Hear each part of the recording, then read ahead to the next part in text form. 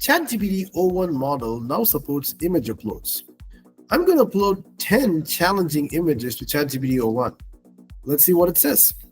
So this is going to be the last image for this test. This is a chart and a graph from one of my papers from back in my graduate school days. So this is an interesting graph because it's a scatter plot which shows one side on the like how much percentage of matches for a particular sample is for a particular experiment, and then it also has the like a sorted distance. So it's like if you have two scatter plots, this is a great way of kind of sort one and then represent the other. You'll find great correlations.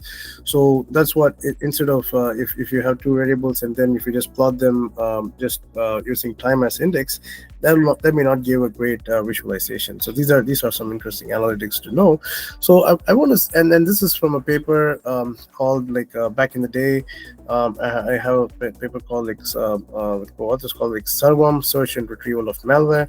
Today, Sarvam AI in India is very famous, long back, this has nothing to do with that, but long back had proposed a work called Sarvam, which is like a system for search and retrieval of malware, and it's actually even still active today. This system has this is a web server which has about 7 million malware and benign samples in its database, and anybody can upload a sample and it's going to find the most similar samples from that whole large database or so it's been like almost 12 years, and it's great to see that we've received more than 500,000 submissions from world over from researchers and stuff like that. So this is where this paper talks about the system design, the technical concepts, and then also goes into the even how do you do design experiments, the initial proof of concept experiments, and then things like that, and then talks about whether it's actually working once you actually deploy the system. So what I'm going to do is this is a great nice chart is what I felt, because it's not just talking about one variable, but two variables are there, and you can find the correlations between them. So let's see what it says. So it says the chart is visualizing the relationship between a certain distance metric and the likelihood of achieving a correct score for 5,000 samples from the training step. Here is a step-by-step interpretation. That is really nice. So it actually breaks this down into steps. So what does the axis represent? Horizontal axis, index. Each of the 5,000 samples is represented along the x-axis. The samples have been arranged in ascending order of the distance value. That is correct. So you have the sorted distance. So that's a very important one, and kind of things like that. Left axis shows both sorted distance and percentage of correct match. That is absolutely right, because yes, it is there in the photo, but that's what is a key point here. A blue line represents a sorted distance for each sample, starting from the smallest left to the largest right. A scatter plot of red dots represents the percentage of correct match, corresponding to each sample's distance value. So then it says, what is the meaning? The distance is likely a measure of how far the predicted outcome is true. Yes, that is correct.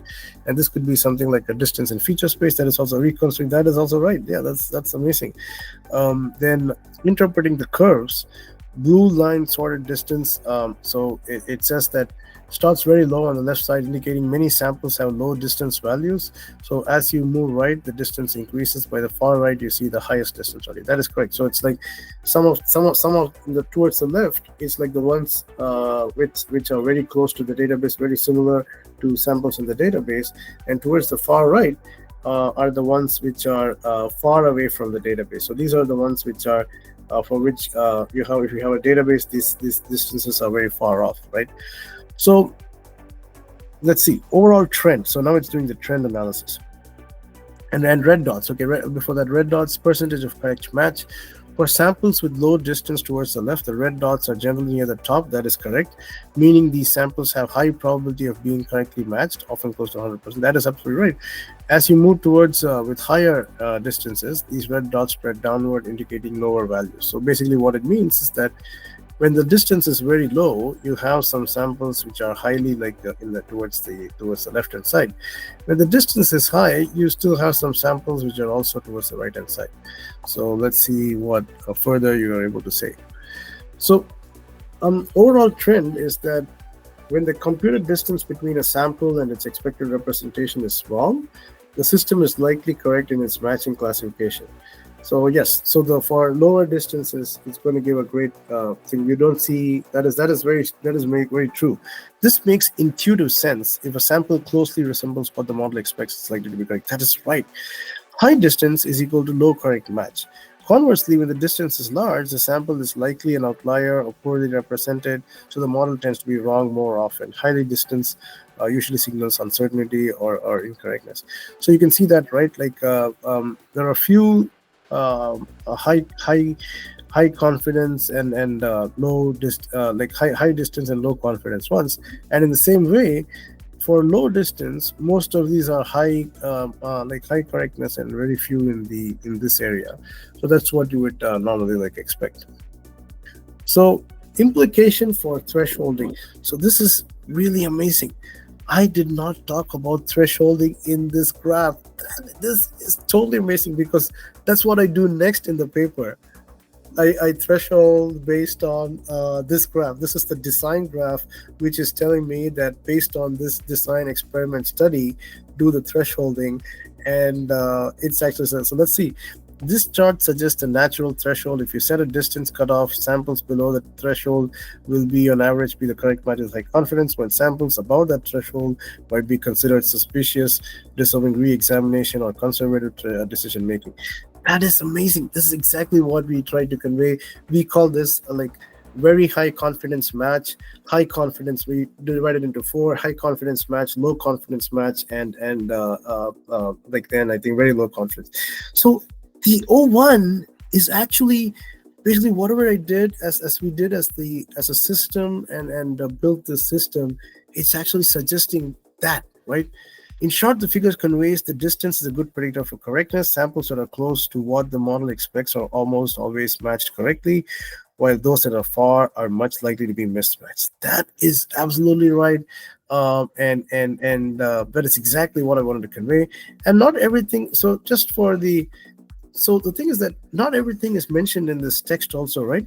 It's not just making things up just from the text. It's actually gone and kind of understood the exact more or less the exact implication of why we did that experiment, and what that experiment could what the next steps of that experiment could be if you're designing a system. These are the things which would be important. I would give this like full marks for this to O1. It's just too good, and I'm so happy that I was able to get this one not just right, but even like exactly right.